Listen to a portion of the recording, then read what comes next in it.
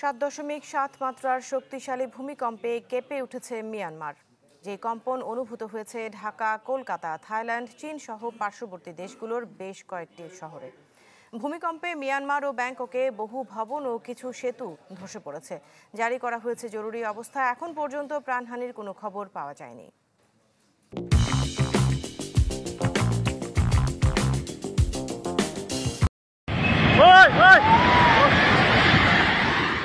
মাঝ দুপুরে আচমকা কেঁপে উঠল থাইল্যান্ড।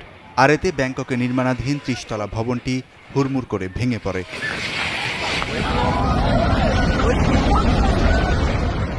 আতঙ্কিত শ্রমিক আর আশপাশের মানুষ ছুটোছুটি করে চেষ্টা করেন নিরাপদে যাওয়ার। ভূমিকম্পের সময়ও ভবনটিতে কাজ করছিলেন অনেকে। আটকা পড়েন 40 জনেরও বেশি শ্রমিক।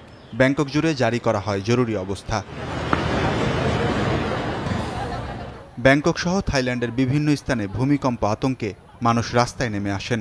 দেশটিতে খুব একটা ভূমিকম্প হয় না, তাই ভবন নির্মাণ সহ এই অবস্থায় করণীয় নিয়ে জোরালো প্রস্তুতি নেই থাইল্যান্ডের। ঘুমিয়েছিলাম, হঠাৎ দেখি মাথা ঘোরাচ্ছে। কিছুক্ষণের মধ্যে বুঝতে পারলাম ভূমিকম্প হচ্ছে। বাচ্চাকে নিয়ে টেবিলের নিচে আশ্রয় নেই, তবে কম্পন না থামায় ভবন ছেড়ে দৌড়ে নিচে নেমে আসি। এই ভূমিকম্পের উৎপত্তিস্থল মিয়ানমারের মধ্যাঞ্চল। স্থানীয় সময় দুপুর 12:50 সাগাইং শহরের পশ্চিমে 10 কিলোমিটার গভীরে এই ভূমিকম্প আঘাত হানে। এতে ধসে পড়ে শহরের বেশ কয়েকটি রাস্তা, ভেঙে পড়েছে বেশ কয়েকটি ভবনের ছাদ। 12 মিনিট পর একই জায়গায় আঘাত হানে 6.4 মাত্রার আরও একটি ভূমিকম্প। ভেঙে পড়েছে ইরাবতী নদীর ব্রিজ। তবে ভূমিকম্পের ক্ষয়ক্ষতি নিয়ে বিস্তারিত খবর মেলেনি।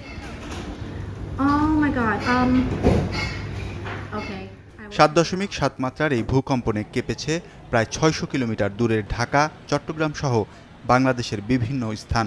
কয়েক সেকেন্ড স্থায়ী এই ভূমিকম্পে হতাহতের খবর পাওয়া যায়নি। কেঁপে উঠেছে চীনের ইউনান প্রদেশও। যদিও দেশটির ভূমিকম্প নেটওয়ার্ক সেন্টারের দাবি ভূমিকম্পের মাত্রা ছিল 7.9।